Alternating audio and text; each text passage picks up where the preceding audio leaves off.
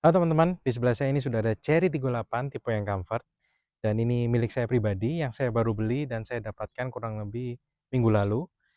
Nah, di video kali ini saya ingin share first impression saya setelah saya mengendarai ini kurang lebih efektifnya 200 sampai 300 kilo ya.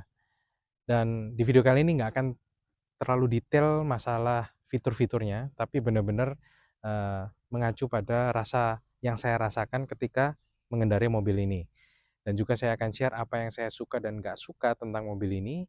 Mudah-mudahan bisa jadi input bagi teman-teman yang mungkin mempertimbangkan mobil ini. Yuk kita lanjut ke pembahasannya. Ini sedikit cuplikan masalah yang saya alami di setirnya dan akan saya bahas di dalam video.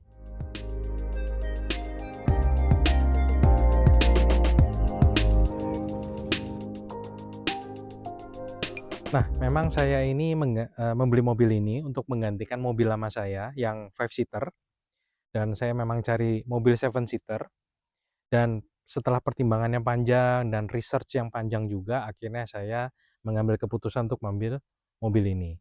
Nanti saya akan buat video lain, membahas pertimbangan dan faktor apa saja, dan mobil apa saja yang saya bandingkan, dan akhirnya saya milih mobil ini dengan price range kurang lebih 300 jutaan, karena saya dapat mobil ini kurang lebih di harga 340-an juta, itu sudah termasuk diskon dan lain-lain. Itu nanti di video yang lain. Dan akhirnya saya ambil mobil ini.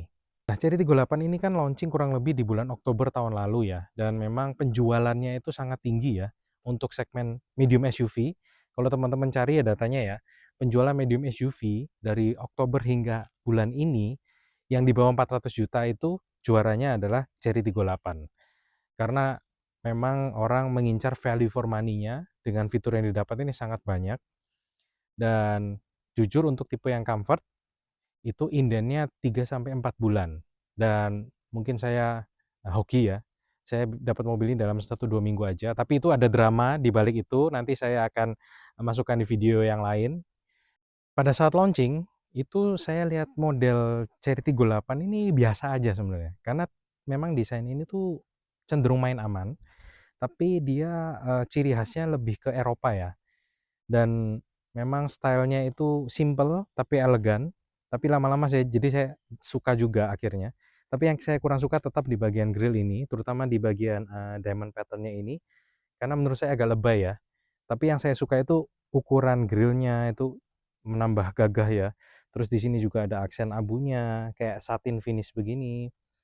Terus di bagian lampunya juga sipitnya pas. Dan headlampnya ini mengingatkan saya sama CX-5 yang baru, karena dia lampu utamanya memang DRL-nya, sorry, DRL-nya ini kayak CX-5 yang baru, LL begini, dan lampu utamanya keren. Dia sudah dapat fitur bisa diatur levelingnya begitu. Ya, akhirnya saya suka juga dengan modelnya karena dia gagah, simple, tapi juga masih laki begitu ya. Kita lanjut ke bagian samping. Oke, di bagian samping kita langsung disambut sama velg yang lumayan besar. Dia R18, cukupan lah ya, nggak cingkrang, tapi 19 lebih ganteng sih sebenarnya. Dan dia menggunakan ban dengan profil 235/55, dan ini mereknya GT Comfort F50. Dan ini ya menurut saya bannya kurang bagus ya. Nanti kita bahas lebih dalam lagi, karena memang banyak user Tigo itu mengeluhkan tentang bannya ini gitu. Ya, over fender juga di bagian atas, ala-ala SUV. Ini cukupan ya, tebelnya nggak terlalu besar, jadi masih cakep. Terus ground clearance-nya itu juga saya suka, karena dia 20 cm, cukup tinggi, dan untuk medan di Indonesia, ya cukupan ya dengan medan-medan yang jelek jalannya. Dan juga dari samping ini langsung disambut dengan 3 garis chrome, bagian atas, tengah, sama bawah. Satu hal yang saya suka dari samping ini adalah bagian pintunya ya. Pintunya ini, bagian bawahnya ini, itu menutup sampai bawah. Jadi kalau kita keluar dari mobil dan ini tuh kotor, eh, nggak kena ke celana kita. Soalnya dia ketutup di sampai dalam gitu loh. Jadi kita keluar itu nggak sampai mengotori celana begitu. Oke, di bagian belakang ini kita disambut dengan logo Cherry yang ditulis. Modelnya seperti mobil-mobil Porsche. Dia juga ditulis seperti ini. Keren ya. Melainkan daripada pakai logo, lebih keren pakai ini sih, begitu. Dan lampunya ini di-tint warna merah, menurut saya lebih keren ya, daripada kakaknya dia Pro Max itu dia bening. Saya lebih suka di warna merah seperti ini. Ada tulisan 38 dan juga emblem 290T ini nominal torsi dari mobil ini, cukup gede ya. Dan di bagian bawah, itu ada diffuser di tengah, dan knalpotnya ini ada dua, tapi modelnya nggak kotak ya. Sebenarnya di dalamnya ini ada knalpotnya bulat, jadi ini cuman kayak casingnya aja kotak. Tapi keren lah ya, dua knalpotnya, jadi kesan sportinya itu dapat. Ya di bagian belakang cukupan lah ya, nggak yang keren banget sih menurut saya. Cukupan lah, elegan aja begitu. Kita lanjut ke bagasi. Nah ini salah satu fitur yang saya suka dari mobil ini, karena sudah dapat electric back door. Nah dia juga yang agak cepat ya buka tutupnya dan nggak berisik, ada suaranya. Nah bagian belakang ini kalau baris ketiganya dipakai, dia sebenarnya nggak luas-luas banget. Eh, Cukupan lah ya, bisa kabin satu, ada beberapa tas kecil-kecil masih bisa. Tapi kalau baris ketiganya nggak dipakai, itu langsung sangat luas. Dan di bagian sini itu juga ada tempat penyimpanan lagi, ada dongkrak, segitiga untuk kalau ganti ban, dan juga ada alat-alat untuk ganti ban ya. Dan ini juga dikasih ban serep, tapi ban serepnya yang space saver begitu. Dan untuk melipat ini juga sangat mudah, tinggal dilipat aja gini, dan dia langsung bisa rata lantai, langsung sangat luas gitu. Oke, di baris yang kedua ini menurut saya juaranya dari 38 ini ya, karena dia kabinnya sangat luas, legroom sangat panjang, enak sekali duduk di belakang ini, tertopang dengan sempurna menurut saya, kulitnya juga bagus, ada armrest yang termasuk sangat kokoh, dan dia ada dua cup holder, dan juga ada 3 titik headrestnya, dan ini bisa dimaju mundurin ya, dan ini bisa sangat maju, bisa juga sangat mundur, tergantung baris ketiganya mau dipakai atau enggak.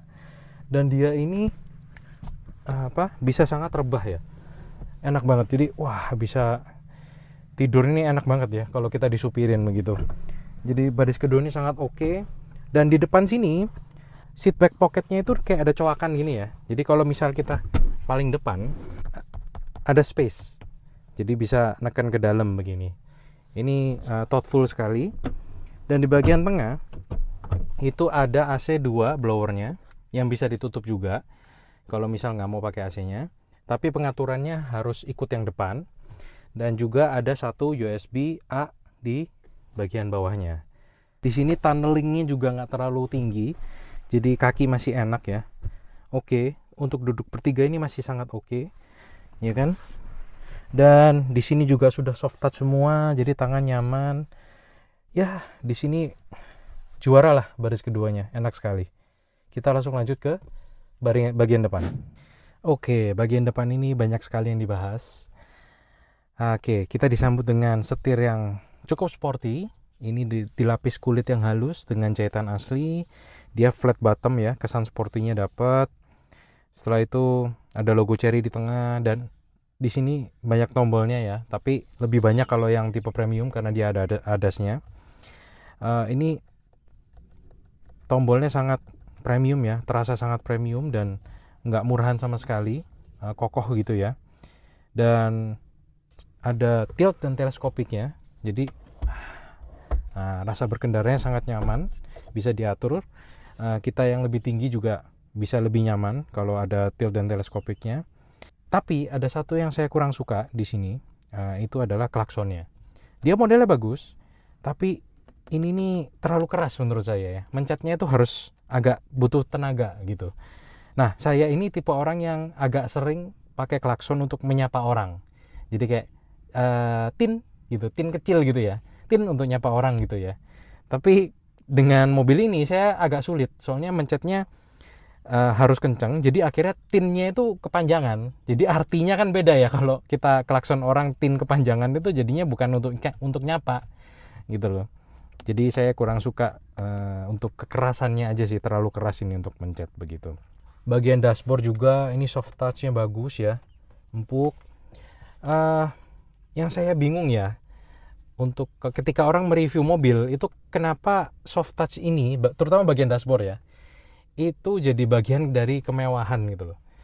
Maksud saya begini, dashboard ini kan hampir nggak pernah kita sentuh ya. Jadi sebenarnya ini nggak soft touch juga nggak masalah kan harusnya begitu loh. Pakai hard plastik juga nggak masalah gitu loh. Walaupun kesannya tetap ada kulit jeruknya begitu kan kayak kulit asli. Menurut saya yang penting malah di bagian yang kena kena kena ke kita ya, sini bagian pintunya ini soft touch perlu sekali ya, kerasa langsung premiumnya begitu. Mungkin teman-teman tahu alasannya, bisa komen di bawah. Kita lanjut. Di bagian pintunya ini sudah ada pengaturan spion, semua kacanya sudah all auto, nah, itu fitur plus lagi. Dan bagian kacanya ini sudah double glass, itu juga plusnya dari mobil ini.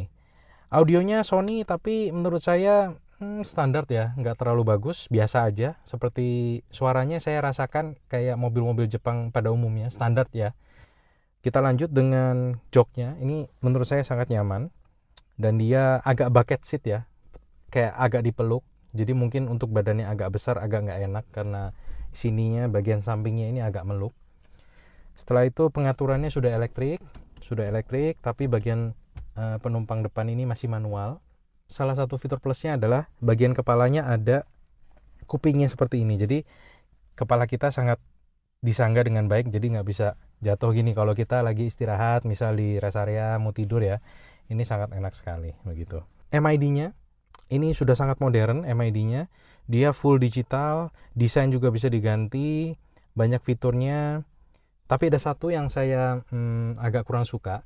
Terkadang MID-nya ini itu laggy ya, agak delay kadang. Kalau sudah kadung delay, dia bisa sampai 2 atau 3 detik baru pindah ke menu selanjutnya. Jadi itu saya kadang kalau udah delay itu agak kesel ya, soalnya lama jadinya begitu. Tapi overall masih oke. Dia juga ada fitur TPMS dan juga bisa diatur satuannya. Nah ini juga sebenarnya bagus ya, satuannya bisa diganti. Tapi minusnya adalah ketika kan dia defaultnya ini tuh liter per 100 kilo. Ketika saya ganti ke kilometer per liter, dia ini satuannya tulisannya tetap liter per 100 kilo. Tapi angkanya yang ditunjukkan itu sudah ganti ke kilometer per liter. Jadi mungkin programmernya ada kelupaan ya untuk ganti di situ. Sebenarnya minor, mungkin harapan saya bisa dibetulkan dari update software, ya mudah-mudahan. Nah, modelnya entertainment systemnya ini itu mengingatkan saya sama CX-5 juga yang baru.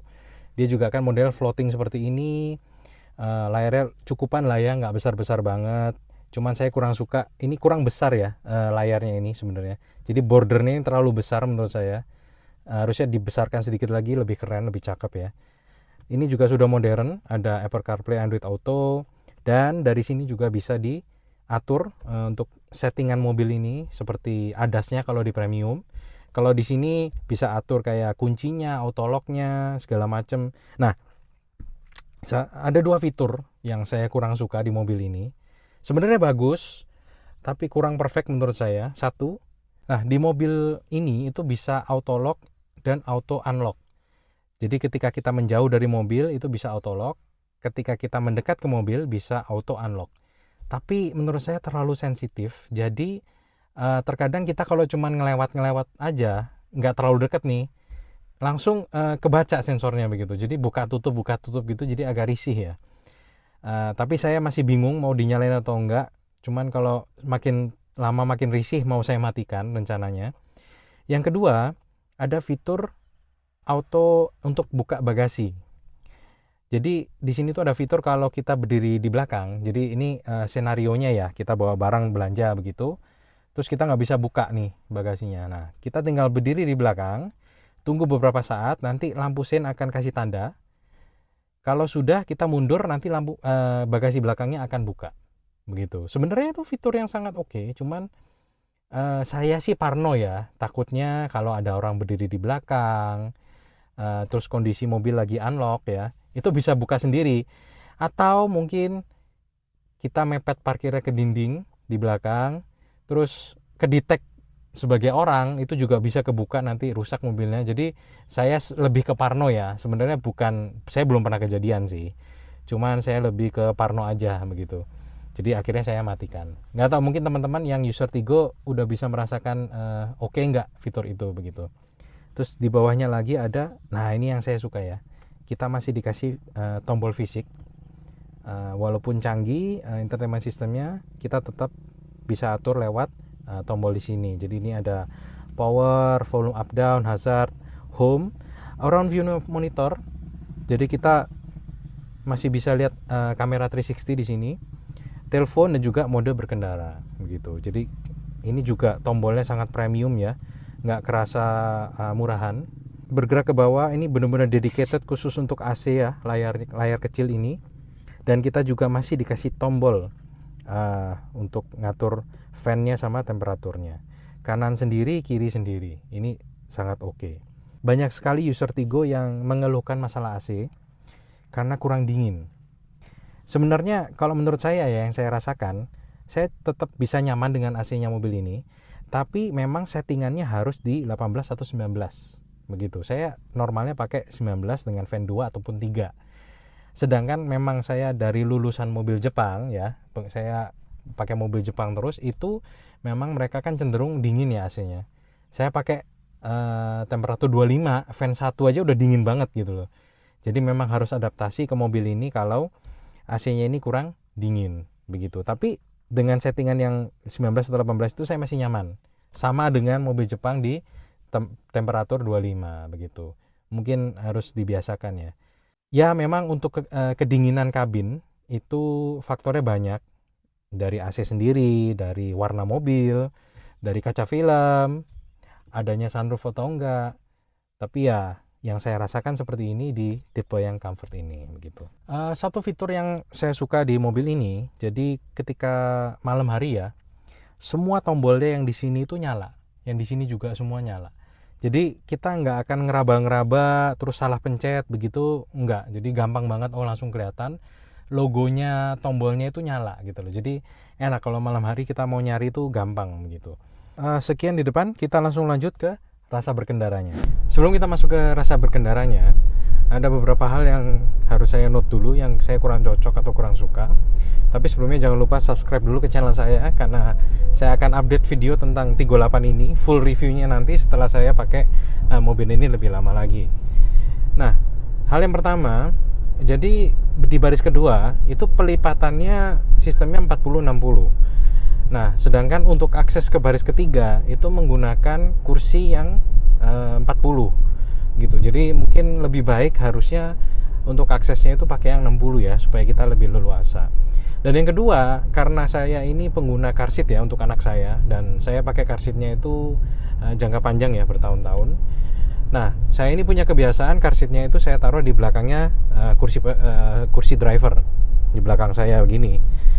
Nah, sedangkan yang bagian 40 tadi itu persis di belakangnya kursi driver ini. Jadi saya harus merubah kebiasaan aja sih sebenarnya untuk taruh car seat saya di sisi satunya gitu.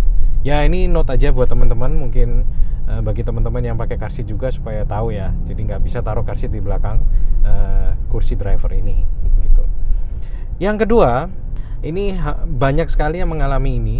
Jadi sirkulasi udara luar itu beberapa kali masuk ke dalam begitu. Walaupun di AC sini kita sudah setting untuk sirkulasi dalam mobil aja, tapi terkadang kayak asap dari luar kadang masuk gitu. Nah, dari pengalaman saya sendiri itu saya pernah, jadi saya melewati sungai yang agak bau ya. Nah, itu baunya sedikit masuk ke dalam kabin mobil. Tapi cuma sebentar masuk begitu bau sungainya. Nah, setelah saya telusuri lebih dalam, saya juga tanya-tanya ke teman saya yang punya mobil Eropa ya. Ya, saya belum pernah punya mobil Eropa, jadi saya juga kurang paham. Ternyata standar mobil Eropa itu sirkulasi udara dari luar itu harus sebagian ada yang masuk. Itu beberapa saat sekali. Kalau dirasa di dalam kabin ini udaranya sudah tidak segar, jadi udara luar itu dimasukkan sedikit begitu. Walaupun kita sudah setting untuk sirkulasi udara itu cuma di dalam kabin aja gitu. Jadi 38 ini mengikuti standar Eropa seperti itu. Oleh karena itu beberapa user Tigo itu datang ke bengkel resmi dan minta tolong untuk lubang sirkulasinya itu untuk ditutup. Katanya sih nggak masalah ya ditutup. Tapi sejauh ini saya masih belum merasa terganggu karena menurut saya belum terlalu banyak masuknya, ya nggak tahu lah, nanti kita lihat ya full reviewnya bagaimana. Apakah saya sangat terganggu? Kalau terganggu mungkin saya akan pakai cara yang sama seperti user-user Tigo lainnya. Ya itu yang saya alami. Kita lanjut ke rasa berkendaranya. Ketika kita masuk ke Tigo 8 ini ya, feel yang kita dapat tuh langsung mewah, langsung premium gitu. Kita duduk langsung, belum, kita buka pintu itu langsung merasa pintunya berat, kokoh ya. Ketika ditutup juga bem gitu suaranya, nggak kaleng-kaleng gitu ya. Terus ketika kita duduk, kursinya langsung mewah, kulit ya, ini full kulit semua. Bagian kursi juga ada kupingnya seperti ini. Bagian setir juga full kulit sintetis ya, tapi ya dengan jahitan asli ya kan. Terus kita atur duduk juga bisa teleskopik dan tilt juga. Dan semua area kabin ini juga menambah rasa kemewahan begitu loh. Apalagi kalau malam dengan ambient lightnya juga menambah rasa mewahnya. Itu impresi ketika kita pertama kali masuk. Itu sudah pasti kita langsung, wah ini kayak mobil Eropa nih gitu. Nah, ketika kita nyetir, yang saya rasakan pertama itu suspensi. Jadi karakter suspensi dari mobil ini itu lebih ke keras karakternya ya. Tapi bukan nggak enak. Jadi dia itu stabil. Terutama kalau kita melewati polisi tidur, sambungan jembatan, itu kita setelah ngelewatin tuh langsung bener-bener stabil gitu loh. Jadi nggak mengayun-ngayun kelamaan. Bener-bener abis polisi tidur tuh langsung diem gitu. Jadi enak sebenarnya. Tapi memang mungkin tadi saya sudah singgung juga, ban bawaan dari Tigo 8 ini tuh menurut saya nggak enak banget sih. Dan terutama ketika saya terima mobil ini pertama kali, si tekanannya itu dapatnya kurang lebih 37 dan itu keras banget. Jadi saya pertama kali dapat tuh kayak bener-bener seperti ditusuk dari bawah gitu karena terlalu keras ya. Terus apalagi kalau melewati jalan-jalan jelek gitu. Akhirnya saya turunin jadi 33, saya juga ganti anginnya jadi nitro, mendingan tapi tetap kerasa nggak enak. Bannya tuh keras sekali gitu. Saya sharing sedikit masalah suspensi. Jadi istri saya itu masih pompa atau pumping ASI ya untuk anak saya. Nah, ketika istri saya pumping, itu kadang kita lagi pergi juga seperti di mobil gini ya. Jadi harus mau nggak mau di mobil begitu. Nah, kalau saya pakai race ya, daily drive saya kan race. Kalau saya pakai race itu istri saya mesti ngomel. Soalnya race itu kan karakter suspensinya terlalu empuk ya. Jadi saya nyetirnya terus bener-bener pelan banget gitu. Karena apalagi kalau ngelewatin polisi tidur, jalanan jelek gitu ya. Istri saya tuh sering ngomel ketika pumping tuh asinya tumpah. Nah, pas saya bawa mobil ini pernah juga kejadian istri saya pumping juga asinya begitu loh. Nah, selama itu nggak pernah ngomel istri saya, walaupun ngelewatin jalan jelek, polisi tidur, itu nggak ada ngomel sama sekali. Katanya, wih ini enak ya, sampai nggak ada rasa-rasa mau tumpah gitu, kayak bener-bener stabil gitu loh. Ya itu mungkin note buat teman-teman yang mungkin istrinya juga pumping di mobil ya, terus teman-teman nyetir ini pumping approve gitu. Jadi nggak ada ASI yang tumpah pada saat pumping di mobil gitu. Untuk mesinnya, jadi mobil ini dibekali dengan mesin 1600 cc dengan turbo, dengan transmisi DCT yang disalurkan ke dua ban depan. Untuk masalah transmisinya saya fine-fine aja, saya merasa nyaman-nyaman aja. Tapi memang harus ada penyesuaian dari saya karena saya terbiasa mobil sebelumnya ini itu otomatis 6 speed, dan mobil daily drive saya sekarang itu race, jadi dia pakai CVT ya, jadi harus ada pembiasaan lah ya. Nggak beda jauh banget sih, cuman ya memang ada bedanya begitu. Tapi untuk mesinnya sendiri ini menurut saya gimana ya, itu sangat buas ya menurut saya. Kalau turboleknya udah terlewati ya, ada sedikit turbolek, kalau sudah terlewati itu gila, itu buas banget, kayak napasnya nggak habis-habis gitu. Saya belum pernah tarik sampai tinggi-tinggi banget ya kecepatannya, tapi dari sharing user Tigo yang udah pernah nyoba ya, mereka sampai 170, 180 itu kayak effortless gitu katanya, gampang banget naiknya. Tapi ya itu, ketika saya pakai ini di dalam kota, jadinya saya agak kagok ya untuk nakar pedal gasnya gitu, soalnya terlalu kencang menurut saya. Dan akhirnya di dalam kota saya harus pakai mode eco. Kalau agak macet-macetan begitu, saya harus pakai mode eco. Tapi kalau mungkin agak normal, agak lancar sedikit, saya pakai normal, itu baru pas untuk nakar gasnya begitu. Untuk konsumsi bahan bakarnya saya belum bisa pastikan karena saya baru pakai sebentar. Tapi untuk sebentar, average-nya kurang lebih di MID ya, itu kurang lebih 110 dalam kota. Kalau luar kota saya juga belum tes, nanti akan saya update di full review-nya. Selanjutnya untuk handling dari mobil ini, karena suspensinya tadi saya bilang karakternya agak keras, jadi mobilnya masih nurut lah ya untuk belok-belok. Limbung sedikit ya, karena dia yaitu rigid. Terus juga body roll itu ada sedikit tapi nggak terlalu parah, normal lah ya dengan ground clearance 20 cm. Cukup enak loh untuk SUV seperti ini. Tapi ada satu hal yang saya sangat tidak suka, dan ini nilai minus terbesar untuk saya di mobil ini adalah di setirnya. Jadi setirnya ini itu enteng. Bahkan kalau kita setting di head unitnya ya, itu ada settingan comfort dan sport. Kalau comfort tuh sangat enteng, kalau sport itu mendingan, bukan berat ya. Saya bukan mempermasalahkan berat setirnya, saya lebih mempermasalahkan setirnya ini lebih nggak direct ke bannya gitu loh. Jadi kayak feel-nya itu artificial sekali gitu, kayak bohongan gitu loh.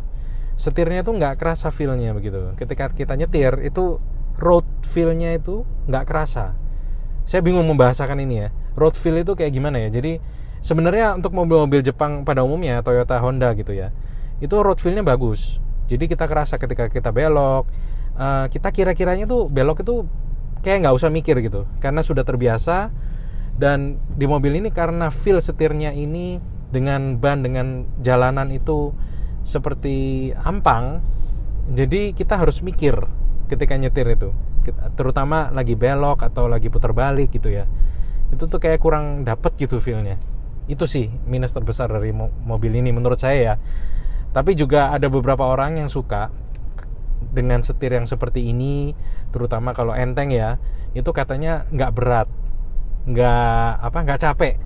Jadi apalagi kalau nyetirnya panjang ya, jangka panjang, itu ada beberapa orang yang saya tahu lebih suka setir-setir yang seperti ini supaya nggak capek katanya begitu. Di video ini saya baru terasa kalau setirnya tidak center pas di jalan lurus. Mobilnya cenderung bergerak ke kanan kalau setirnya center. Saya sudah info ke dealer Chery tempat saya beli, dan nanti akan saya update di video selanjutnya untuk kelanjutan dan solusinya.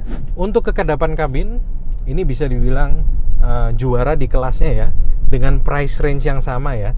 Ini saya bilang sih juara ya, karena dengan harga 300 jutaan, ini kekedapan kabinnya oke banget. Terutama di kaca depan ini sudah double glass ya. Cuma saya khawatir aja sih kalau misalnya ini suatu saat ya amit-amit ya pecah atau apa, ini gantinya pasti mahal sih gitu.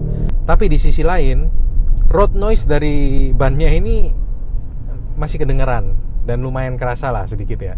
Ya tapi kita bisa maklumi karena seperti yang saya singgung tadi, bannya itu jelek gitu loh. Saya juga belum berencana untuk ganti juga, eman ya, sayang. Selanjutnya di visibilitas.